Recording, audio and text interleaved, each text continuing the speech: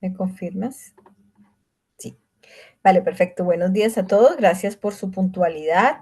Siendo las 10 de la mañana, vamos a dar inicio a la segunda web conferencia de la Diplomatura de Media Hora en ABA sobre la fase 2, que es la presentación del caso. Mi nombre es Tatiana Egea, yo soy la directora de la Diplomatura y hoy pues tenemos la siguiente agenda. Entonces vamos pues primero, obviamente la bienvenida, el saludo inicial. Vamos a hacer una breve reflexión sobre la fase 1, cómo nos fue, qué les pareció. Luego vamos a hablar un poco acerca de los resultados de aprendizaje de esta fase 2, los contenidos que vamos a abordar. Vamos a revisar la presentación del caso, que es lo que nos compete de pronto en esta fase.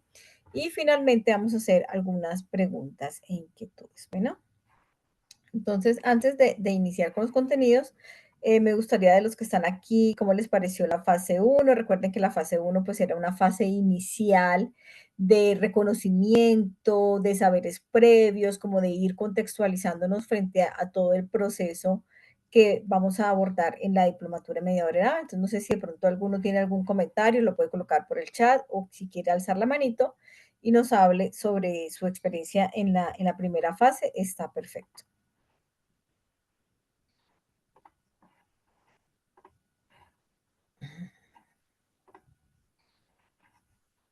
Bueno, entonces parece que no hay ninguna duda, inquietud, pero yo sí los quiero felicitar porque ya llevamos más del 89% de las personas que han realizado esta fase, les ha ido muy bien en promedio. Los que faltan son muy poquitos. Recuerde que se abrió hasta el día de mañana para más o menos 25 personas que faltan para realizar esa fase 1, entonces tienen aún el tiempo para hacerlo.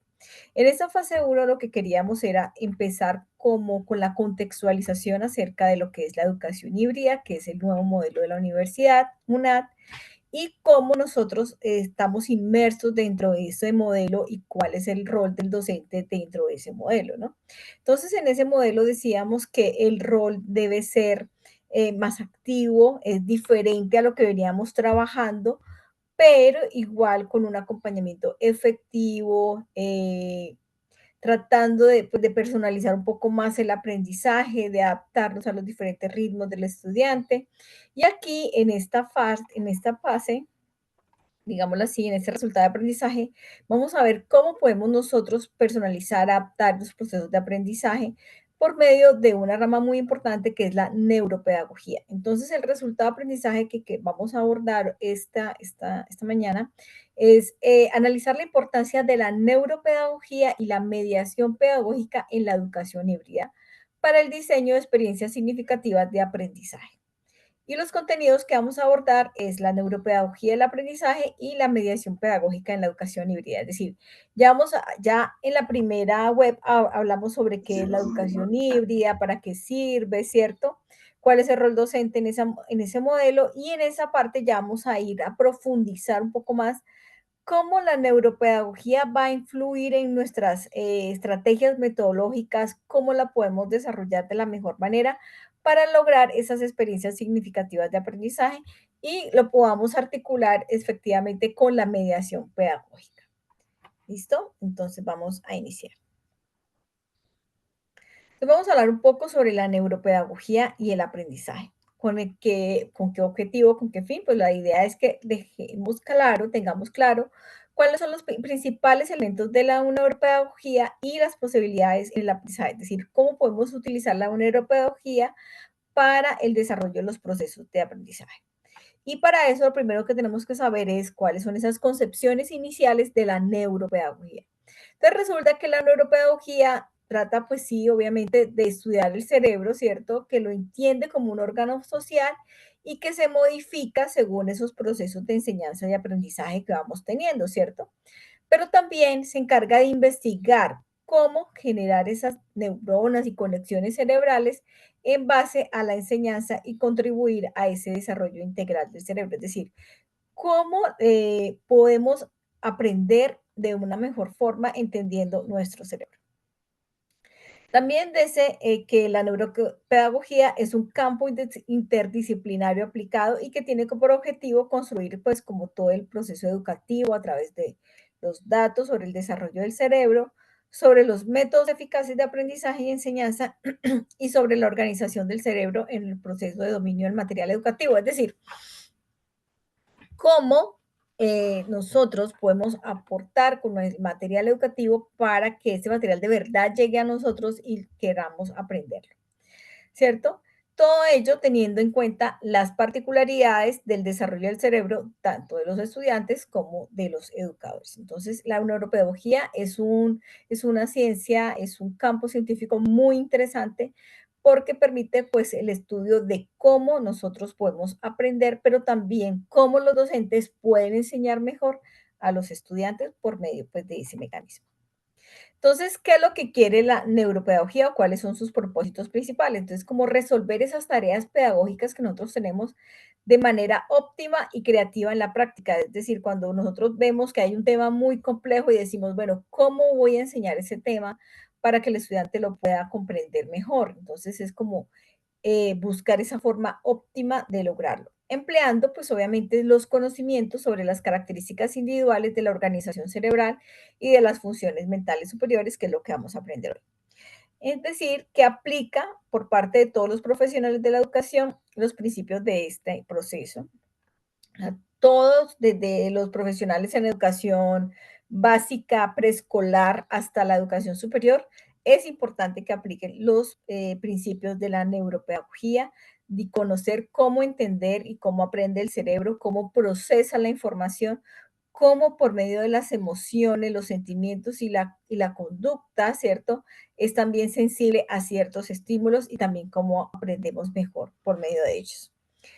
También otro propósito de la neuropedagogía es modificar de manera estructural y funcional el cerebro en cada uno de sus estudiantes a través de la construcción pues, de esos conocimientos que estamos tratando que les lleguen a los estudiantes utilizando diferentes estrategias, herramientas y recursos que puedan favorecer el aprendizaje. Entonces aquí es muy importante cómo la neuropedagogía también se combina con las estrategias, las metodologías y pues obviamente la mediación pedagógica.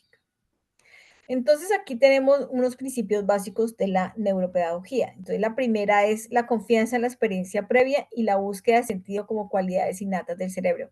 Es decir, por eso es tan importante siempre al inicio de cualquier tema que vayamos a tratar con un grupo de estudiantes, mirar cuáles son los conocimientos previos o la experiencia previa que el estudiante ha tenido con ese tema, porque le ayuda a relacionar, a buscar relaciones.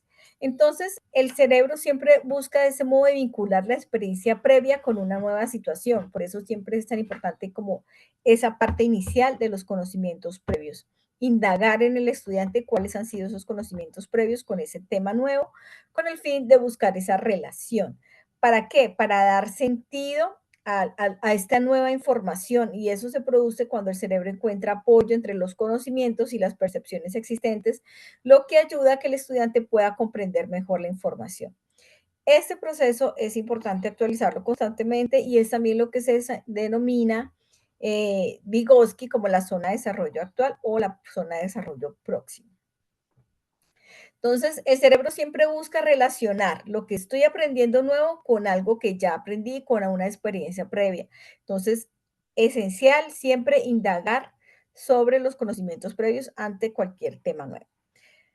Otro principio básico de la neuropedagogía es que el cerebro busca el significado a través de establecimiento de regularidad. ¿Esto qué significa? Que el docente debe ofrecer amplias oportunidades para que los estudiantes puedan lograr tener los contenidos de diferentes formas, ¿cierto? Utilizando diferentes técnicas y estrategias y actividades cognitivas. Entonces, por ejemplo, a algunos les sirve más leer, a otros les sirve más escuchar, a otros les sirve más hacer un resumen, a otros les sirve. Entonces, ¿cómo nosotros podemos de diferentes maneras proponerle a los estudiantes que puedan aprender las temáticas que queremos que ellos desarrollen? Otro es que el cerebro opera al menos de dos sistemas de memoria, un sistema de memoria visual espacial y un sistema memorístico. Entonces, en la primera, digamos que el primer sistema de memoria es más natural para el funcionamiento del cerebro y la segunda es más artificial y requiere más trabajo. Es decir, la memoria visual espacial es mucho más natural, fluye. Es, por ejemplo, cuando tú dices, es como montar en bicicleta, nunca lo olvidas. Pueden pasar 10 años, 15 años, pero tú coges una bicicleta y vuelves y ruedas, ¿cierto? Mientras que el sistema memorístico es más difícil de recordar. Dice, no, pues recuérdame la fecha de hace 10 años en la que tú hiciste tal, no te acuerdas, ¿cierto? Entonces, por eso es más fácil el sistema de memoria visual espacial. Cuando lo vemos, cuando hacemos algo, lo tenemos en contacto, es más fácil para nosotros poderlo retomar más adelante. Por eso tan importante los procesos de prácticas. De las prácticas, cuando yo voy y hago algo, en el hecho, por ejemplo, los programas que tienen ejercicios de práctica, por ejemplo, las licenciaturas que van y trabajan con los niños en unos ejercicios de práctica, es más fácil llegar yo, enseñarle a un niño en ese escenario real que solamente aprenderme la teoría sobre cómo enseñarle a un niño en un escenario real, ¿cierto? Entonces, en la práctica, el espacio donde se desarrolla el proceso es muy importante. Otro principio de la neuropedagogía es la enseñanza y el aprendizaje como mecanismos naturales del desarrollo del cerebro. ¿Esto qué significa? Que nosotros los seres humanos estamos dotados de la curiosidad y deseo de aprender. Y la pedagogía como ciencia debe crear un entorno que satisfaga esas necesidades. Así nosotros digamos, no, yo no quiero aprender nada, pero a veces, por ejemplo, estamos comprando una comida en la calle y vemos cómo la persona lo prepara, uno puede decir incluso, ve, yo puedo hacer eso. Yo lo podría repetir en mi casa tal cual, algo muy sencillo, porque yo lo estoy viendo y lo puedo estar aprendiendo de forma incluso inconsciente, sin yo decir, ay, voy a aprender a ver cómo el Señor hace un perro caliente o algo así. Pero sin embargo, nuestro cerebro siempre, o nosotros como seres humanos, tenemos ese deseo de aprender, esa curiosidad, vamos a ver cómo lo hace. E incluso podemos irlo a repetir y es algo verídico. Y otro principio básico, y este es una de las cosas que vamos a profundizar, y es el gran papel de las emociones en el proceso de enseñanza-aprendizaje. ¿Cómo influyen las emociones para nosotros aprender? Y está verídicamente comprobado que influye demasiado. Y para ello, pues tenemos que utilizar el material de aprendizaje dominado, una atmósfera favorable, se recuerda mejor y tiene conexiones estables con el estado emocional correspondiente. Es decir, cuando la persona está emocionalmente estable, está tranquila, tiene más posibilidades de que pueda aprender que una persona que está en un estado de estrés, que está alterado, ¿cierto? Que está preocupado. Entonces, el factor emocional estimula el pensamiento y la creatividad del estudiante. Entonces, por eso es que a veces se recalca tanto en las instituciones educativas la importancia de la tranquilidad para usted estudiar, del estado de relajación que usted necesita para poder comprender. Entonces, la inteligencia emocional, EQ, es tan importante como la inteligencia, el IQ. Yo diría a veces que hasta más, porque si nosotros no tenemos un adecuado proceso emocional tranquilo, calmado, no vamos a poder aprender más allá de lo que ya sabemos. Y otro principio es que el cerebro humano es único y capaz de absorber información simultáneamente en condiciones de atención focalizada como de percepción periférica, es decir, no estamos completamente atendiendo allí, pero podemos estar escuchando lo que otra persona dice o podemos estar atendiendo otra cosa. Si el proceso de aprendizaje se organiza hábilmente, las características de percepción periférica pueden utilizarse como también un factor de aprendizaje constructivo. Y ahí vuelvo al ejemplo de cuando estamos de pronto en la calle, que vemos que una persona está haciendo determinada cosa y podemos estar nosotros atendiendo otra, pero también podemos estar viendo lo otro. Esa percepción periférica también nos ayuda a la construcción del aprendizaje. Y es que el cerebro humano es demasiado capaz de absorber información, demasiada, pero obviamente a veces no sabemos cómo lograrlo y esa es la idea acá con el principio de la neuropedagogía, que podamos obviamente entender cómo funciona y cómo podemos ayudarle a nuestros estudiantes a poder comprender la información de la mejor manera. Entonces decimos que la neuropedagogía y las emociones como motor del aprendizaje. Como vimos ahorita, las emociones son fundamentales para los procesos de aprendizaje. Nuestro cerebro es emocional, ya está comprobado, y el aprendizaje más significativo de ahora es el que se da a través de momentos ¿Se significativos, va en carro? Mm. cuando están cargados de emotividad con actividades que Exacto. sean placenteras para los estudiantes. Cuando se No se demore, emocionan aprendiendo y sienten el contexto no educativo, se le demore. aporta algo mucho más que contenidos. Por eso tan importante los Ah, procesos ok. ahora mismo de gamificación, de lúdica, porque los niños sobre todo aprendan mucho más de esa manera y pues también hemos visto que los adultos también, porque a quién no le gustan los retos, a quién no le gustan los desafíos. Entonces siempre queremos como cumplir el desafío y pasar al siguiente nivel, ¿cierto? Y de alguna manera estamos aprendiendo y no nos estamos dando cuenta. Entonces, esa emoción, ese deseo de nosotros querer más, ir a avanzar de nivel o ir aprendiendo más, hace parte pues de un proceso emocional que todos los seres humanos tenemos de querer como cumplir el reto, ¿cierto? Aquí hay otros factores que ayudan pues a mejorar todos los procesos de aprendizaje por medio de las emociones. Y uno de ellos es la motivación.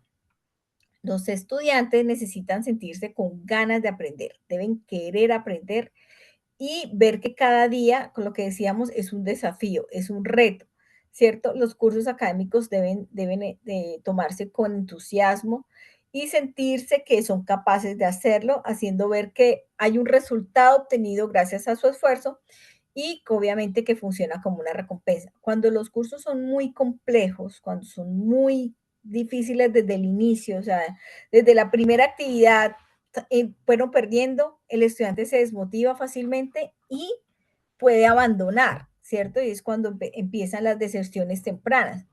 Cuando el estudiante ve que a pesar de que hace sus actividades o inicia un proceso, no comprende, no entiende porque la actividad es tan compleja que no es capaz de hacerla, entonces hay una desmotivación e inmediatamente puede haber una deserción o simplemente un abandono del curso. Entonces, por eso es importante que la primera actividad, por eso yo creo que es la más, como con la más bajita en puntaje, sea muy sencilla para que el estudiante de una vez se active y diga, oiga, esto está como manejable, lo puedo hacer, ¿cierto? Y ya cuando empiece a complejizarse un poco, no lo sienta tan difícil. Que si desde el primer momento empezamos con algo muy, muy complejo que el estudiante no puede desarrollar, inmediatamente va a perder la motivación. Entonces, esos retos, esos desafíos deben ir como de lo muy sencillo a lo más complejo. Vamos como subiendo de nivel, como dicen por ahí. Luego, el ambiente de aprendizaje. Eso es muy importante y sobre todo acá en la modalidad híbrida, en donde los estudiantes tienen que estar en procesos, pues obviamente de aula, en casa, ¿cierto? Donde desarrollen sus actividades y cuando van al centro. Y es importante que los estudiantes se les diga que hay que fomentar un estado de calma, de tranquilidad, de relajación, que facilite el proceso de aprendizaje. Yo no puedo aprender, pues, digamos, si no tengo las condiciones en mi ambiente donde hay mucho ruido, donde estoy es en mitad de mi trabajo, donde yo tengo que sacar el tiempo y el espacio para poder aprender con los contenidos dispuestos que me están dando. Entonces, aquí nos dice que es importante crear un ambiente libre de amenazas, donde cada miembro pueda descubrir como esas potencialidades, desarrollarlas y pues obviamente las pueda poner a disposición. Entonces, yo siempre promuevo en mis estudiantes que puedan estudiar sus temas, sus temáticas, lo que necesiten abordar en un espacio tranquilo. Obviamente no todos tienen estudios o pueden acceder a bibliotecas, pero pues que busquen como un espacio en un momento dado en que ellos estén más bien solitos, donde puedan estar dispuestos solamente al estudio, que quiten las distracciones. Entonces, por ejemplo, en ese momento apagar el celular o dejarlo en silencio, tratar de estar más bien solito para que pueda, digamos que la información pueda fluir y la persona pues pueda aprender mejor. Otro aspecto muy importante es los ritmos de aprendizaje. Entonces, cada estudiante es único, por eso los contenidos a enseñar será importante repetirlos tantas veces como el estudiante lo necesite o practicarlo hasta que lo integre y de diferentes de formas. Entonces, por ejemplo, podemos presentar el mismo contenido, ¿cierto? Por medio de un PDF, por medio de un video, por medio de un audio, ¿cierto? Con el fin de generar pues esos diferentes estilos de aprendizaje. Obviamente se complejiza la labor del docente y para las estudiantes que tienen ya alguna necesidad especial, por ejemplo, si tienen una baja visión, ya a ellos se les tiene que adaptar el currículo, pues obviamente hay que revisar cada caso por particular. El aprendizaje y la memoria, pues obviamente están ligados, ¿cierto? No hay memoria sin aprendizaje y todo lo que aprendemos es retenido en nuestro cerebro, sin embargo, es como nosotros lo volvemos a sacar a la luz, ¿cierto? O sea, nosotros podemos retener mucha información, pero a veces no nos acordamos ni siquiera que la tenemos, entonces he ahí el meollo del asunto. ¿Cómo nosotros podemos generar activaciones cognitivas que nos ayude a recordar? Y para ello, pues existen diferentes estrategias de memorización para aprender, pues obviamente, patrones de resolución de problemas o estructuras que faciliten, pues, el estudio y el aprendizaje de los contenidos. Entonces, a veces nosotros proponemos, por ejemplo, los mapas mentales con figuras o con palabras clave que le indiquen al estudiante, esto es por este lado, ¿cierto? Que no necesariamente tiene que aprenderse todo de memoria, sino que le dé diferentes tips al cerebro, ¿cierto? Para que se active y el estudiante pueda recordar de qué trata cada concepto. Por eso los mapas mentales son una herramienta fantástica para este tipo de procesos y obviamente el estudiante logra relacionar los conceptos con imágenes y obviamente con relaciones entre ellos para que le ayuden a activar, pues obviamente, su memoria. Y finalmente, las interacciones sociales. Nos dice que el experto, el cerebro es un social por naturaleza, ¿cierto? También. Y constituye eso una herramienta poderosa en el aprendizaje. Es decir, cuando nosotros hacemos procesos colaborativos de interrelaciones sociales con los cursos, así a nuestros estudiantes no les guste porque es una realidad, incluso a nosotros mismos no nos gusta cuando en este tipo de ejercicios académicos debemos hacerlo de forma grupal. Eh, no nos gusta en ocasiones, pero hay que hacerlo porque en realidad sí ayuda a fortalecer los procesos de conocimiento y de construcción de conocimiento, porque a su vez mejoran otros aspectos como las habilidades interpersonales y, por ejemplo, los debates, conferencias o concursos, pues pueden ayudar como a avivar todo este proceso social que es tan importante para todas las personas. Entonces, los invito pues como a que tengamos en cuenta todos estos aspectos en los procesos de aprendizaje de nuestros estudiantes. ¿Cómo podemos concluir este tema? Es que la neuropedagogía es una disciplina biológica y social, ¿cierto? No puede haber mente sin cerebro ni cerebro sin contexto social y cultural, es decir, todo está inmerso como dentro de esos aspectos que son importantes a tener en cuenta. Y por ello, pues los educadores deben entender como mínimo, pues obviamente esos principios que acabamos de mencionar.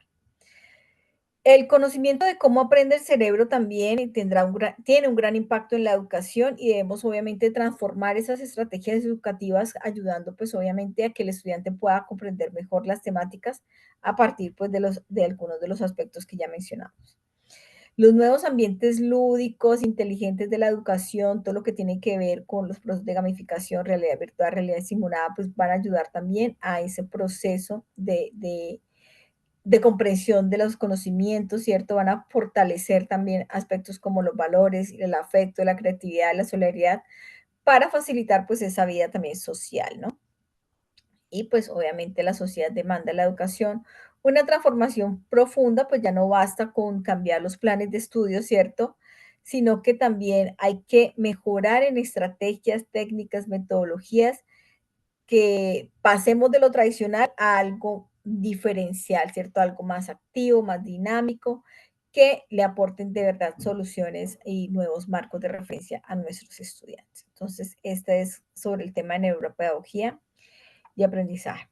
Ahora, ¿cómo todo esto de la neuropedagogía lo podemos abordar hacia los procesos de mediaciones pedagógicas en la educación híbrida, ¿cierto?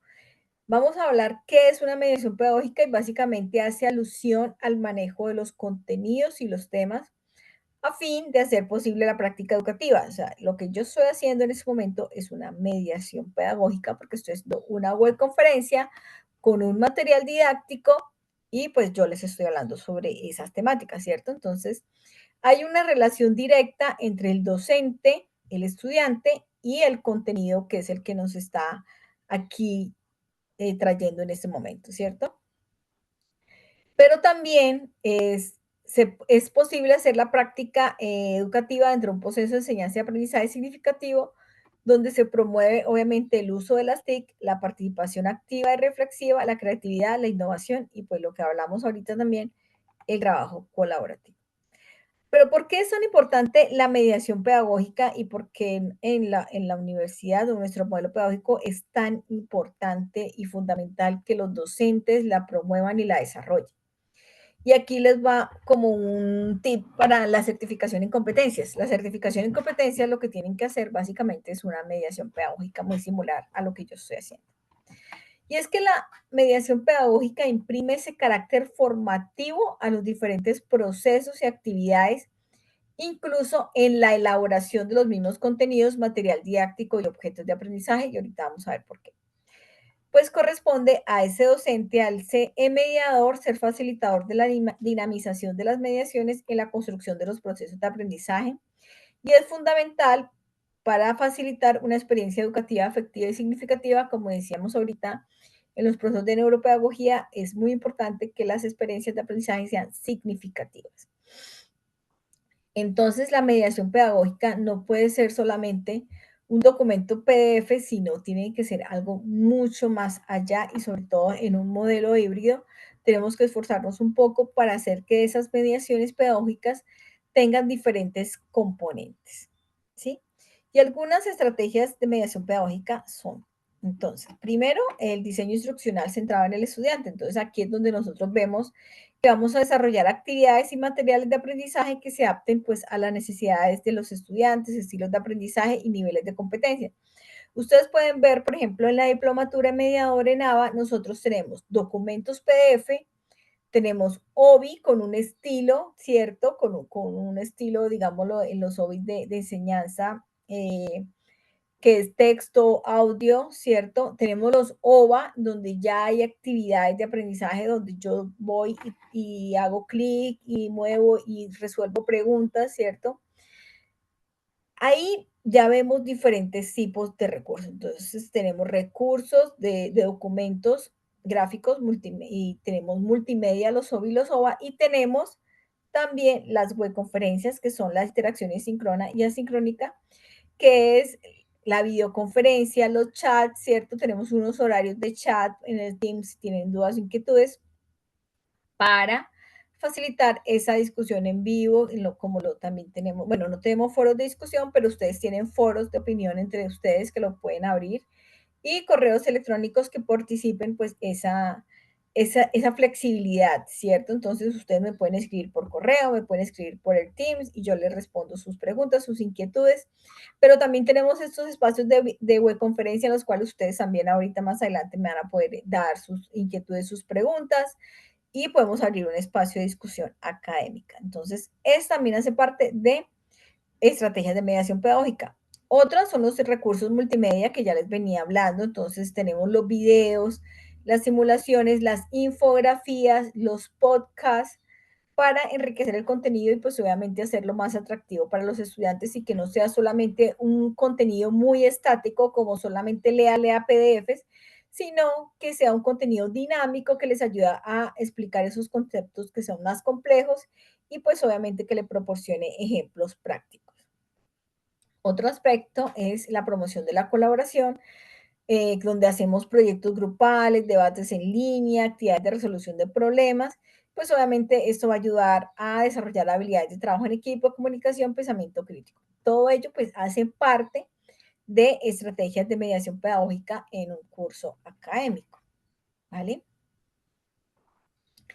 Entonces, ¿cómo ayudan esas estrategias de mediación pedagógica? ¿Cómo debe el docente abordarlas? Bueno, primero, pues tiene que haber un feedback continuo y personalizado. Entonces, hay una retroalimentación sobre el desempeño de los estudiantes a través de las evaluaciones formativas. Entonces, esa mediación se puede evaluar, ¿cierto? O a través de comentarios en las actividades, debe ser oportuna, constructiva y sugerencias claras para la mejora. Entonces, cuando, por ejemplo, están en una actividad formal, el docente debe hacer un feedback. Y otro aspecto de mediación pedagógica es la facilitación activa del docente, es el papel activo cuando el docente está ahí presente, brindando orientación, apoyo y motivación a los estudiantes y dar respuestas a las preguntas y dudas, inquietudes. Ahora, por ejemplo, en los cursos autodirigidos donde pareciera que el docente no es muy visible, pero debemos hacernos visibles de otras maneras. Entonces vamos enviando correos por medio del Teams, ¿cierto? Con el fin de que el estudiante sepa que no está solo, que hay alguien allí que está con él, que lo está acompañando, que lo está orientando. Por eso es tan importante pues, estos ejercicios. Cuando se implementan esas estrategias de mediación pedagógica, se crea esa experiencia educativa más dinámica, colaborativa y centrada en el estudiante, obviamente para promover el éxito académico y pues obviamente de habilidades para el siglo XXI.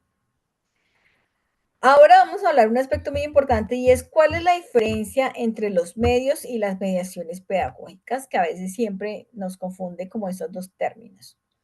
Los medios son cualquier elemento, dispositivo, material virtual que se use para transmitir información, ya dígase un libro, un tablero, radio, televisión, el Zoom que está acá, ¿cierto? Una película, todo eso son medios. ¿Y qué es un medio? Es una experiencia de comunicación e interacción con temas de manera didáctica, ¿cierto? Eso es un medio, una experiencia de comunicación, un elemento, dispositivo, material que transmite información. Ahora, ¿cómo un medio se puede formar, se puede volver una mediación pedagógica? Entonces, la mediación pedagógica es el tratamiento educativo que se le da a esos medios para que adquieran su carácter pedagógico en el diseño de actividades y contenidos. Entonces, para que ese medio se convierta en una mediación pedagógica, debe tener una intencionalidad formativa que le va a dar sentido a ese aprendizaje, en tanto que va a promover la participación, la creatividad y obviamente el desarrollo de competencias y propósitos de formación. Entonces, ese medio se va a convertir en mediación pedagógica cuando se construye a través del tratamiento, el aprendizaje y la forma. Es decir, cuando yo en un curso académico necesito que el estudiante aprenda, por ejemplo, un tema de valores, digamos así, algo muy sencillo. Yo le voy a colocar esta película, decir, mira, véase tal película que ahí vamos a explicar el tema de valores. El estudiante debe saber por qué esa película es la apropiada para explicar el tema de valores. No simplemente decir, vea, véanse esa película, pero ¿qué? ¿Con qué fin voy a ver esa película? Entonces, el docente debe saber que esa película en la hora punto tal se aborda el tema de valores tales y tales, en la otra hora punto tal se aborda otro tema de valores y que el estudiante sepa que al ver esa película, él qué va a aprender. Entonces, no es solamente colocar la película por la película o el lobby por el lobby o el podcast por el podcast, sino es saber por qué ese podcast, ese tema en específico le va a servir a lo que nosotros estamos comprendiendo o estamos abordando en el curso. Entonces, todo tiene que ir muy alineado, todo debe tener esa intencionalidad formativa. Cuando nosotros le colocamos una intencionalidad formativa que el estudiante sabe y le da un sentido al aprendizaje, ya ese medio se está convirtiendo en una mediación pedagógica. Veamos este ejemplo. Este es un ejemplo de mediación pedagógica en la educación híbrida. El tema que vamos a resolver es resolución de problemas matemáticos utilizando fracciones. El objetivo de aprendizaje es los estudiantes serán capaces de resolver problemas matemáticos que involucren el uso de fracciones. Entonces, aquí, ¿qué van a hacer? Videos explicativos, ¿cierto? Entonces, videos que introduzcan el concepto de fracciones, lo cual está muy bien. Actividades interactivas, juegos en línea, simulaciones que permiten a los estudiantes practicar la resolución de problemas con fracciones de manera autónoma. Van a ser foros de discusión, ¿cierto? Sesiones de tutoría, chat o webconferencia para quienes necesiten apoyo adicional en la comprensión de los conceptos y van a hacer una evaluación formativa, que es un cuestionario en línea o actividades prácticas para motivar el proceso. Bueno, entonces, de acuerdo a lo que hemos visto, ustedes me van a decir a mí, ¿a qué medios hace referencia el ejemplo? Vamos con la primera pregunta. ¿Qué medios hace referencia al ejemplo? Vamos colocando en el chat. ¿Cuáles son los medios que dice en el ejemplo?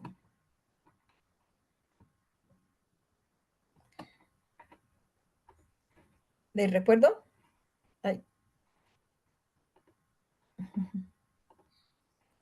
Ese es el ejemplo, ¿sí? Entonces tenemos que él es vamos a explicar el tema de resolución de problemas. Entonces vamos a usar videos explicativos, actividades, foros, sesiones de tutoría, evaluación formativa. ¿Cuáles de esos son medios que se convierten? ¿Cuáles son los medios que ustedes identifican allí? Ok, Juanita dice videos explicativos. ¿Quién más? Videos, plataforma. Ok, muy bien. Wilson, videos. Ahora, ¿cuál de esos medios se identifica? ¿Cuál de esos medios usted identifica que se convierte en mediación pedagógica? O sea, ¿cuál de estos medios se convierte en realidad en una mediación pedagógica? De acuerdo a lo que hablamos ahorita.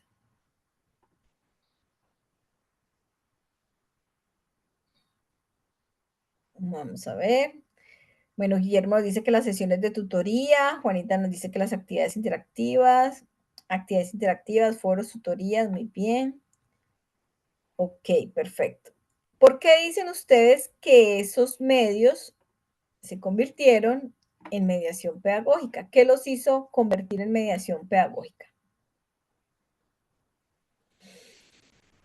Los leo. ¿Por qué ustedes dicen que esos medios se convirtieron en mediaciones pedagógicas?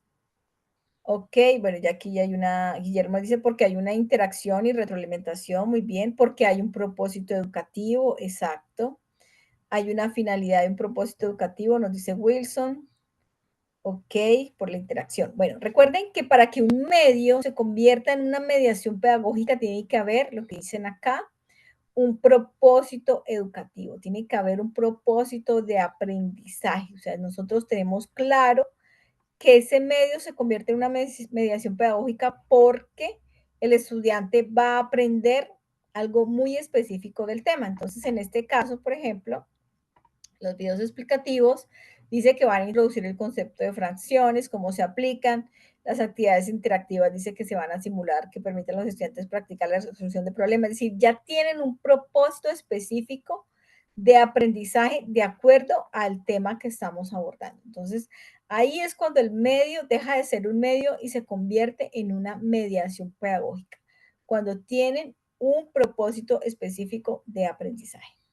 Muy bien a los que participaron y pues obviamente contestaron las preguntas. Gracias.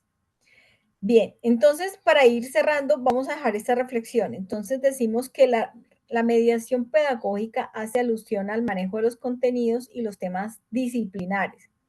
Obviamente al fin de hacer posible la práctica educativa dentro de un proceso de enseñanza y aprendizaje significativos. Acuérdenme esa palabra, significativo siempre donde se promueva el uso de las TIC, la participación activa y reflexiva, la creatividad, la innovación y el trabajo colaborativo. Ahora yo les dejo estas preguntas para que ustedes las contesten más adelante en sus casas, cuando tengan un espacio. ¿Cómo se puede favorecer esa relación docente-estudiante-contenido en un curso académico? ¿Y qué prácticas educativas motivan la reflexión crítica y la participación en el estudiante frente al desarrollo de una tarea o actividad de aprendizaje? Ahí les dejo estas dos preguntas de reflexión para que ustedes pues las puedan contestarse después más adelante. Bien, vamos a ir cerrando. Lo último que tenemos es la fase 2, que es la presentación del caso. Es una actividad intermedia, ya sube el nivel, entonces ya pasamos de un primer nivel que era muy sencillo, muy básico, eran 25 puntos. Vamos subiendo de nivel, son 100 puntos, inició el lunes 7 de abril y termina el lunes 21 de abril. Entonces, mientras están en Semana Santa rezando o en la playa, pueden ir revisando los documentos y haciendo esta actividad. Ahora, vamos a ver la presentación del caso que está en el LOA de la fase 2, pero entonces vamos a revisarlo un momento. Entonces, el caso que nos compete a nosotros, entonces, el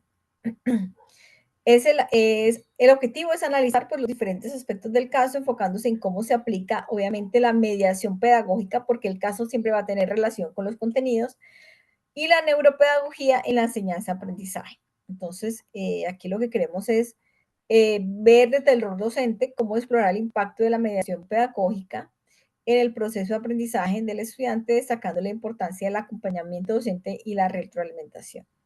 Vamos a revisar las estrategias y vamos a hacer una reflexión sobre el aprender a aprender. Entonces, nuestros actores, bueno, vamos con la introducción. Felipe es un estudiante de la Universidad Nacional de Abierta Distancia UNAD, cursando el segundo periodo de licenciatura en matemáticas. Recuerden que este caso va a ser el mismo en toda la diplomatura.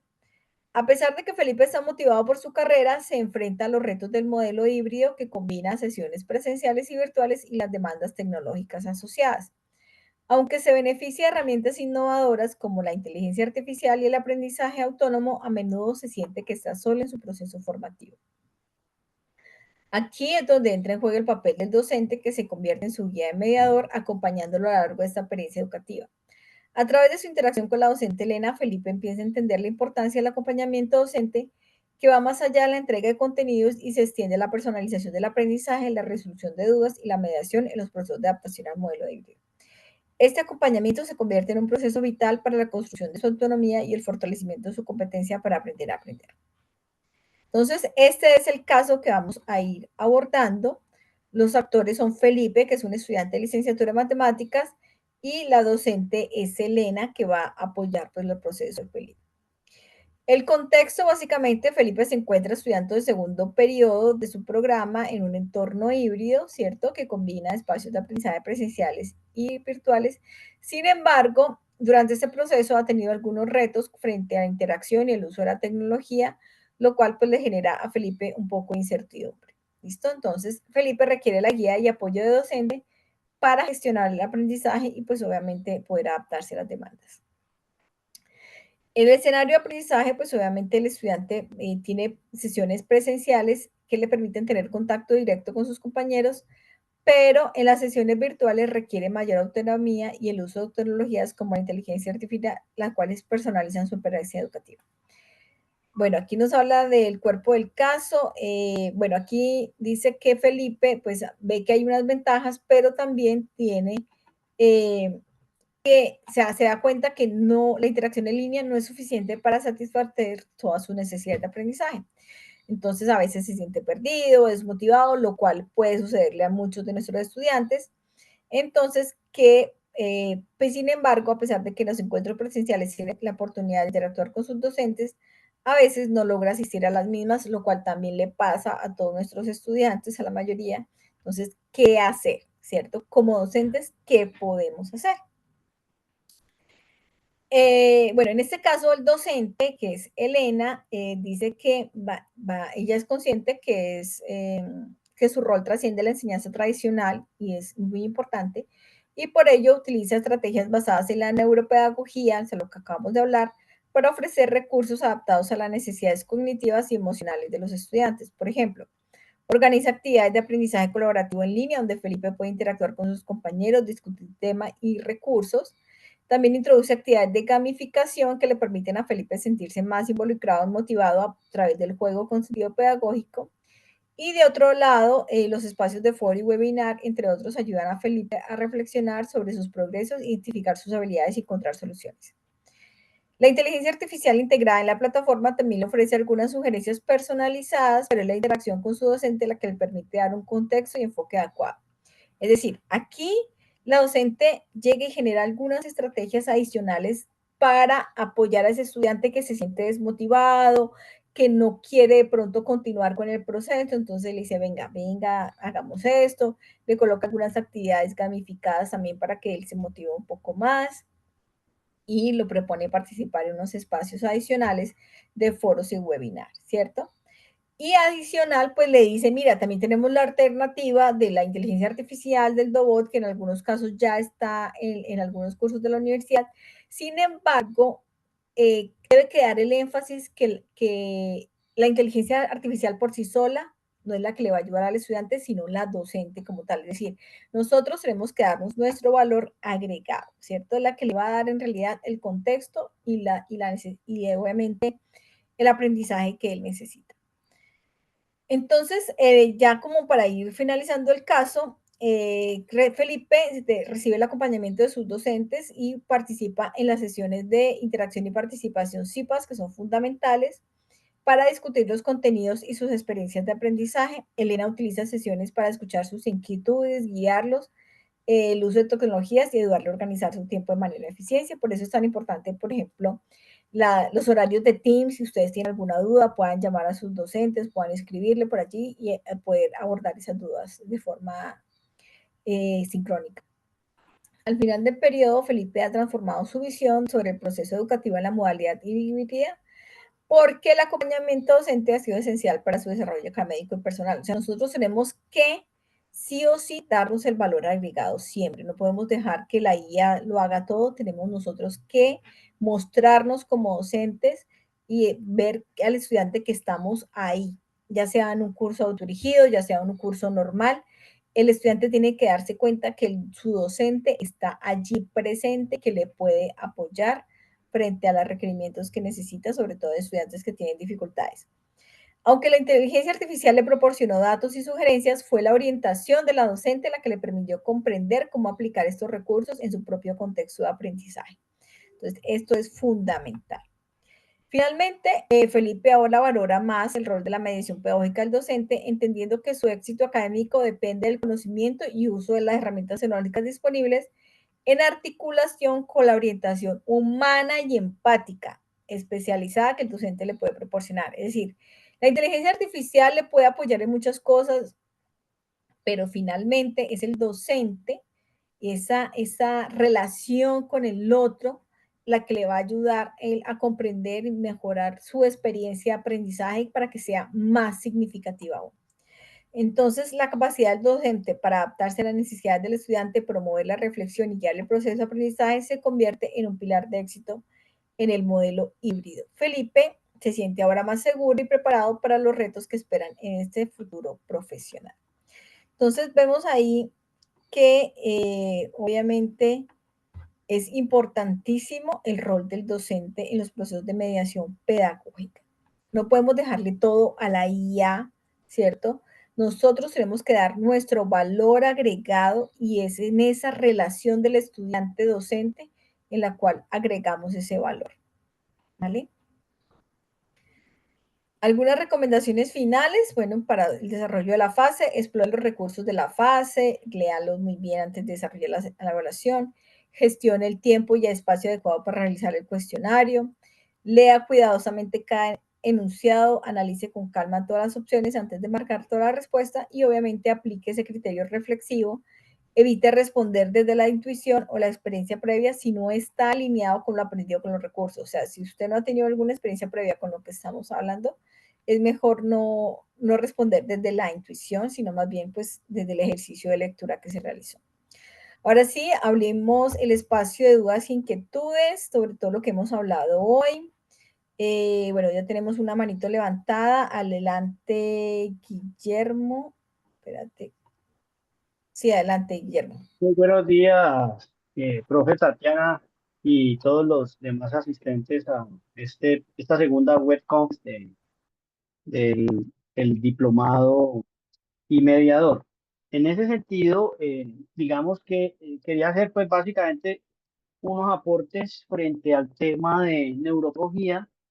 Me parece importante hacer, pues, digamos, un énfasis inicialmente en los ambientes, el ritmo, y hay una que es muy importante que de pronto podría ser anexa a todos estos elementos que fundamentalmente tú describiste muy bien, y es el tiempo de ocio, es decir, ese equilibrio entre el tiempo de descanso que genera creatividad con las dinámicas activas. Es muy importante tener ese equilibrio porque el exceso de labores o de recursos, elementos de lectura, puede generar precisamente un bloqueo neuronal para que el estudiante cumpla fundamentalmente con un objetivo de aprendizaje o con un resultado de aprendizaje.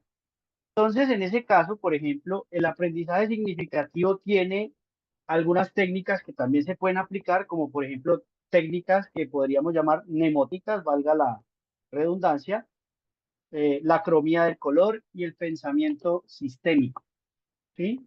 Pensamiento sistémico que le lleva al estudiante a evaluar fundamentalmente todo el proceso desde las causas, ¿cierto? Los efectos y fundamentalmente cuáles son los elementos de problematización. Eso lo hablo desde el punto de vista de la ingeniería, que es básicamente la disciplina en la que yo me desempeño. Ujú. Los recursos interactivos y la gamificación basados principalmente en algo que también es una herramienta que últimamente ha generado muy buenos resultados en muchas instituciones a nivel mundial y es los famosos serious games o los juegos serios. ¿Sí? La gamificación no simplemente es un juego en el cual el estudiante cumple unos roles y simplemente ahí, sino que eso debe llevar precisamente a lograr fundamentalmente ese ejercicio del aprendizaje Ujú. significativo. Por otro lado, pues digamos, está entender en esta dinámica de aprendizaje significativo qué es trabajo colaborativo y qué es trabajo en equipo. Trabajo colaborativo, ¿cierto? Que nos lleva a el aprendizaje significativo, tiene unas actividades que yo denomino duras, dosificadas, únicas, replicables, analíticas y finalmente significativas. Frente al trabajo en equipo, que es una división de tareas, ¿sí? Es como más operativo, cuando se requiere hacer, por ejemplo, digamos, una práctica o algo que requiera algo un poco más mecánico. Finalmente, como reflexión y de pronto dando un poco de respuesta a esas dos preguntas que tú nos planteabas, la creación de conocimiento significativo surge de el intercambio efectivo de experiencias entre estudiante y docente sumado a la retroalimentación. Eso Muy era bien. básicamente. Y la última, qué pena pues que me tomé aquí, pues, es que me Tranquilo, gusta el tranquilo, tema. excelente, me encanta. Eh, la pregunta es la siguiente, pues yo he venido siguiendo todo el material y todo eso. Obviamente, como buen ingeniero y buen logístico, siempre me adelanto porque como mi formación es logístico, entonces el logístico es el que se encarga del arte de la anticipación. Entonces yo todo lo hago anticipado. Cuando ustedes ya abren, entonces inmediatamente yo ya tengo leído, preparado y todas las cosas para presentar el examen. Entonces no sé si de pronto esa forma de hacerlo está bien o tengo que esperar los tiempos o No, cómo es. ¿No? no, porque lo que hablamos igual la vez pasada y esta, cada quien tiene su propio ritmo de aprendizaje. Las lecturas están dispuestas allí para que ustedes las vayan haciendo, elaborando y los cuestionarios se van a ir abriendo. El cuestionario, por ejemplo, de la fase 2 ya está abierto desde el lunes. Si ya tú tenías leído, perfectamente lo puedes hacer y ya puedes arrancar leyendo lo siguiente. O sea, ya Sí, tú no, te ya, pones tu propio ritmo ya. de aprendizaje. Ok, Bueno, gracias. No, sí, yo lo he hecho así y creo que me ha no, dado y como buenos está resultados porque perfecto. hemos tenido Ujú. buenas No, y me calificaciones. gusta que vengas a la web porque aquí estás, sigues profundizando y los aportes que nos das son muy significativos. De hecho, pues en los procesos de lúdicos y gamificación hay muchas opciones. Ahí están los Bright Edu, están las de resolver los misterios también. O sea, hay niveles de juegos. Hay unos más sencillos a unos más complejos que generan mayor tipo de pensamiento crítico, de resolución de problemas, bueno, en fin, entonces ya depende cómo, y eso lo vamos a abordar en la próxima fase, que vamos a hablar de metodologías activas y vamos a hablar de estrategias, cómo a partir de lo que yo quiero enseñarles a mi estudiante, quiero que el estudiante aprenda, puedo aplicar qué estrategia, ¿cierto? Ya sea desde la nivel de juego, de gamificación o lúdica, o de juego serio o de otro tipo de estrategia de aprendizaje. Pero pues estás muy, muy bien. Muchas gracias por esos aportes tan significativos, de verdad. Con Nos mucho ayudan muchísimo. gusto y pues digamos que de eso se tratan, ¿no? Estos espacios y Exactamente. precisamente son esos espacios en los que se crea conocimiento. Conocimiento no surge por que una persona sepa más que otra, sino por ese intercambio Es de ese correcto. conocimiento, de experiencias. Si no, pues realmente no estamos haciendo nada y no logramos el resultado de aprendizaje que es digamos, el objetivo que pretendemos. Muchas gracias, Exacto. Tatiana. Muchas gracias a ti, Guillermo. De verdad, muy, muy interesante todo lo que nos acotas y de verdad que esa es la idea. O sea, que interactuar con ustedes, este es el espacio para eso. La idea es que entre todos pues podamos seguir construyendo conocimiento. No sé si alguien más quiera participar, quiera hacernos otro comentario, tengan alguna duda, una inquietud o todo está claro. Bueno, recuerden que este es un curso, bueno, es una diplomatura de formato autodirigido, sin embargo, pues ustedes cuentan con unos docentes que los están apoyando, ellos les van a estar enviando unos mensajes por el correo interno, igual tienen unos horarios de Teams para que ustedes se puedan comunicar con ellos si presentan alguna dificultad. Recuerden que los cuestionarios son automáticos, entonces deben recibir la calificación de manera inmediata. Si ustedes observan que la calificación no llegó o que tiene alguna dificultad, comunicarse de forma directa con su docente para que les puedan abrir una nueva excepción o un nuevo intento. Eh, pero pues obviamente monitorear su proceso para hacerlo a tiempo, ¿no? No esperemos el último día a última hora o cuando ya ha pasado tiempo y, ay, yo no presenté la actividad 1, no presenté la actividad 2, en fin, entonces, por favor, monitoreen su proceso, monitoreen sus calificaciones y si tienen alguna duda o inquietud, pues están sus docentes, estoy yo para apoyarlos en lo que requieren. A todos, gracias por su participación, por su puntualidad. Ojalá pues puedan seguir estando en estos espacios, que tengan una Semana Santa para los que son creyentes, pues de mucha oración, para los que creen en otras religiones, el universo, en fin, lo que sea que crean, tengan al menos unos días de descanso, que a veces el descanso también, como dice Guillermo, es muy productivo. O sea, de verdad que el tiempo de relajación, el tiempo de estar sin hacer nada, a veces nos cuesta muchísimo no hacer nada, pero miren que a veces no hacer nada durante media hora, 15 minutos, 20 minutos, nos ayuda a resolver muchas cosas que pronto estábamos atosigados en nuestra mente. Entonces, ahí les dejo ese mensaje, nos vemos en la próxima web conferencia. Claro que les voy a compartir toda esta información, les voy a compartir la grabación en el foro y bueno, por el correo interno los profes también les van a compartir. A todos muchas gracias, que tengan un feliz resto de día. Bye.